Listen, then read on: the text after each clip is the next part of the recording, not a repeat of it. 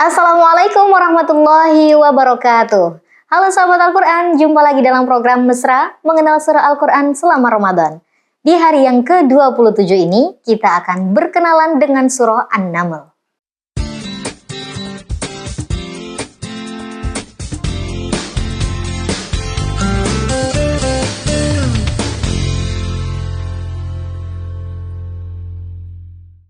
Surah An-Naml merupakan surah yang ke-27 di dalam susunan Mushaf Al-Quran.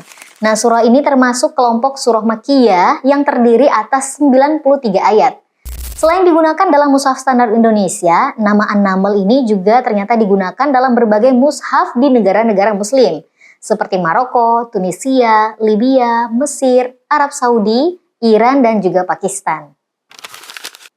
Sahabat Al-Quran, An-Naml adalah salah satu dari 5 surah dalam Al-Quran yang dinamai dengan nama hewan. Selain Al-Baqarah yang artinya sapi, An-Nahl atau lebah, Al-Ankabut atau laba-laba, dan Al-Fil atau gajah. Nah, nama ini merujuk pada kisah semut di dalam ayat 18 pada surah ini yang memperingatkan kawanannya agar tidak terinjak oleh pasukannya Nabi Sulaiman alaihissalam. Nabi Sulaiman lalu tersenyum mendengar semut itu dan berdoa kepada Allah untuk tetap bersyukur, mengerjakan kebajikan, dan tergolong dalam hamba yang soleh. Berikut bunyi ayatnya. Hatta idza atau ala wadin namli qalat namlatun ya ayyuhan namlu dakhulu masakinakum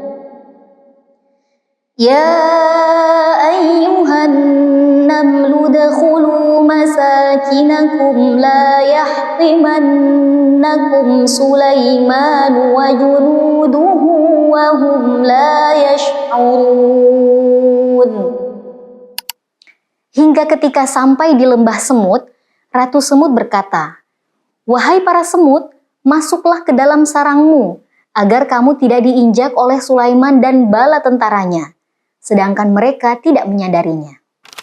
Tema utama surah ini adalah ajakan untuk beriman kepada ayat-ayat qauliyah atau Al-Quran dan kauniyah atau tanda-tanda kebesaran Allah di alam semesta.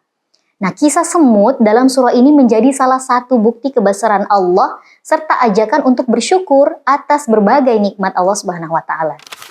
Sahabat Al-Quran, penetapan An-Naml sebagai nama surah ini bukan berdasarkan petunjuk langsung dari Nabi SAW atau tidak bersifat tauqifi, karena tidak ada catatan yang sharih terkait penetapan itu langsung dari Nabi SAW. Namun, para sahabat telah mengenalnya dengan nama An-Naml seperti disebutkan dalam riwayat Abu Darda sebagai berikut. An Abi Darda qala sajadtu ma'an Nabi sallallahu alaihi wasallam 11 sajadatan laisa fiha minal mufassal syai'un al-a'raf war-ra'd wan-nahl wa bani Israil wa Maryam wal hajj wa sajdatul furqan wa Sulaiman suratun naml was-sajdah wa fi sad wa sajdatul hawamim. Abu Ad-Darda berkata, aku melakukan sujud tilawah bersama Nabi SAW 11 kali tanpa satu pun di antaranya yang terdapat dalam surah Mufassal. Ke-11-nya ada dalam surah Al-A'raf, Ar-Ra'd, An-Nahl, Bani Israil, Maryam, Al-Hajj, ayat sajadah dalam surah Al-Furqan, Sulaiman, yakni surah An-Naml As-Sajdah, ayat sajadah dalam surah Sad, dan ayat-ayat sajadah dalam surah-surah berawalan Hamim. Riwayat Ibnu Majah. Penyebutan nama An-Naml juga didapati dalam penjelasan Ibnu Abbas tentang klasifikasi Makkiyah Madaniyah surah-surah Al-Quran yang dikutip oleh An-Nahas sebagai berikut. Ani Bani Abbasin radhiyallahu anhu qala unzilat suratun Naml di Makkah. Ibnu Abbas radhiyallahu anhu berkata, surah An-Naml diturunkan di Makkah. Beberapa riwayat dari tabi'in seperti Muhammad bin Syihab Az-Zuhri juga menyebutkan nama ini. Dalam Sunan Abu Dawud terdapat riwayat mursal yang menyatakan bahwa Nabi SAW tidak menulis basmalah sebelum surah An-Naml turun. Hal ini memperkuat popularitas nama tersebut dalam kitab-kitab tafsir dan hadis. Nah berikutnya, nama An-Naml menjadi nama yang paling populer di antara beberapa nama surah ini lainnya. Sehingga nama An-Naml banyak digunakan dalam berbagai mushaf, kitab tafsir, ulumul Quran, dan juga hadis. Tak terkecuali dalam sejumlah referensi klasik seperti tafsir Yahya bin Salam, Jami'ul Bayan, kitab-kitab hadis seperti Sahih Al-Bukhari dan Sunan At-Tirmidzi juga menyebut nama ini sebagai nama utama surah.